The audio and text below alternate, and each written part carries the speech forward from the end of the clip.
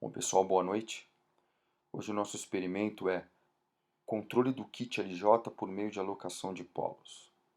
Vocês devem se lembrar do experimento anterior, que era alocação de polos via MATLAB. Uma breve descrição: nós calculávamos um vetor de ganhos K que alocava os polos do sistema para onde nós queríamos. Então, por exemplo, se um sistema é instável, possui algum polo no semiplano direito, nós podemos, usando esta técnica de alocação de polos, alocar esses polos para o semiplano esquerdo e deixar o sistema estável. O vetor de ganhos K que aloca os polos, ele era calculado via MATLAB através do comando place. Você deve se lembrar bem.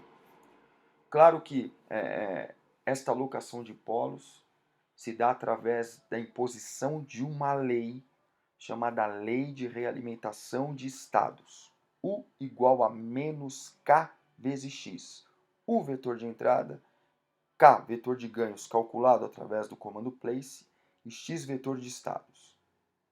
Quando você aplica esta Lei de Realimentação de Estados, o sistema fica sem entrada, e um sistema sem entrada é chamado de sistema regulador, que leva todos os estados para zero, independente da condição inicial de cada estado. É só uma breve recordação da aula anterior que vocês já tiveram. Então hoje nós vamos aplicar a mesma técnica, só que nós vamos fazer um controle usando essa propriedade do sistema regulador. A gente vai tentar controlar alguma variável do sistema. Então, vamos começar por aqui. Eu vou explicar aqui essa apostila do laboratório. Obviamente que lá no Moodle você pode abrir o experimento 3, que corresponde ao experimento da aula de hoje, cujo título é Controle do kit LJ por meio de alocação de polos. Isso daqui é muito familiar para vocês. Nós temos aqui o kit LJ, representado por esses dois blocos em cascata. Esse é o kit LJ inteiro. Para vocês se lembrarem, o kit LJ começa lá no motor, vem para o tacogerador. O eixo onde nós temos motor e tacogerador é ligado através de correias, polias, ligados no eixo do transferidor, que numa extremidade eu tenho um transferidor, na outra eu tenho um potenciômetro sensor sem fim de curso. De qualquer maneira,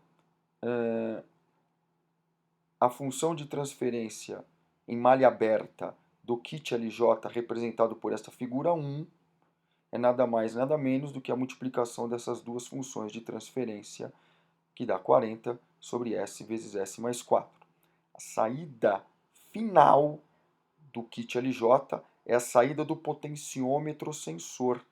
É aquele potenciômetro que converte posição angular em tensão elétrica.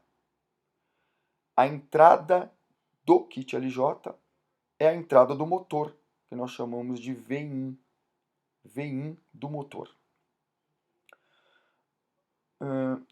Eu vou agora abrir este bloco 4 sobre S mais 4, que está contido na figura 1, passando para a figura 2. Este bloco 4 sobre S mais 4, ele pode ser representado por esta configuração que está dentro do tracejado em azul. Se você calcular a função de transferência correspondente desse trecho, vai dar exatamente 4 sobre S vezes S mais 4. Aqui nós temos a junção das funções de transferência do motor e do tacogerador. Lembra que eles estão no mesmo eixo, motor e taco? Então aqui eu tenho uma função de transferência representando um eixo só do kit LJ, motor e tacogerador. Abrindo esse bloquinho, eu consigo separar o motor, consigo separar a saída do tacogerador. Aqui também eu vou separar o número 10 do integrador 1 sobre S. Então aqui eu tenho 10 e 1 sobre S. esse diagrama da figura 2 é o diagrama equivalente ao da figura 1.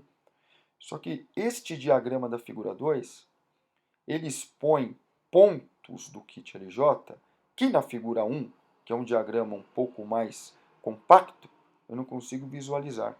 Então aqui na figura 2 nós percebemos que temos dois integradores. Portanto, antes do primeiro integrador, eu tenho a derivada do primeiro estado. Integrando o primeiro estado x1. Mas esse estado x1 corresponde à saída deste bloco 4 sobre S mais 4, cuja saída é a tensão do taco gerador. Portanto, x1 é a tensão do taco gerador. A tensão do taco gerador é uma tensão que representa velocidade. O taco gerador converte velocidade em tensão elétrica. O sinal do taco gerador, que é a tensão do taco, entra no ganho igual a 10, e nós encaramos aqui o segundo integrador, então antes dele nós temos a derivada do segundo estado, integrando o x2 ponto, eu tenho o x2, que é a saída final do bloco 10 sobre S, que nada mais é do que a saída de posição, ou saída do potenciômetro. Lembrando que o potenciômetro converte posição angular em tensão elétrica. É o segundo eixo do kit LJ. Então nós concluímos aqui que o kit LJ tem dois estados. X1, que representa velocidade, que é a tensão do taco, e x2, que representa posição, que é a tensão do potenciômetro. A tensão do taco é uma tensão que representa velocidade angular. E a tensão do potenciômetro é uma tensão que representa posição angular. Portanto, x1 é o estado velocidade e x2 é o estado posição. Daqui você pode, obviamente, como vocês devem ter aprendido na teoria, extrair as equações de x1 ponto e de x2 ponto e de y, que é a saída, e representar o kit LJ na representação de espaço de estado. Está aqui a representação de espaço de estado do kit LJ. A derivada do primeiro estado, a derivada do segundo estado, a matriz A. O vetor x, composto pelos estados x1 e x2, velocidade e posição. A matriz B, uma coluna só, porque o kit LJ só tem uma entrada. A saída Y. A matriz C, uma linha, porque o kit só tem uma saída. E a matriz D do kit é nula, multiplicada pela única entrada U. Claro que os polos do kit LJ, se você observar aqui na função de transferência do kit LJ, os polos são 0 e menos 4. Eu quero agora alocar os polos do kit LJ para as posições menos 8, mais ou menos 6J. Para alocar os polos, eu preciso calcular o vetor de ganhos K. Então, eu declaro para o MATLAB as matrizes A e B do sistema, que no caso é o kit LJ.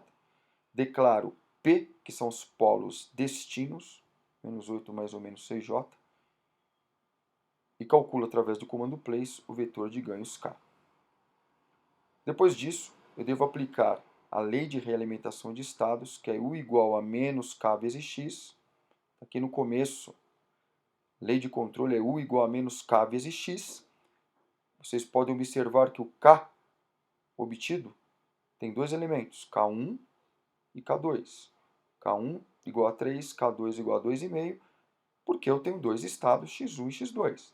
Então vai ser U vai ser igual a K vezes X, ou 3x1 vezes 2,5 x2, tudo negativo, ou seja, menos 3x1 menos 2,5 x2.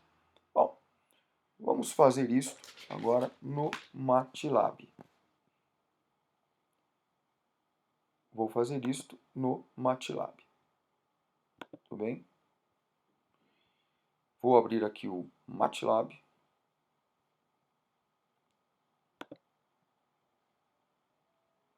Exatamente para fazer esse experimento.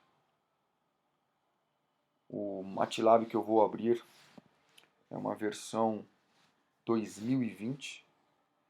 Eu não sei qual a versão que vocês têm aí, mas são muito parecidos. Os blocos são os mesmos. Às vezes uma outra coisa está fora de lugar, mas os blocos são os mesmos, os comandos são os mesmos.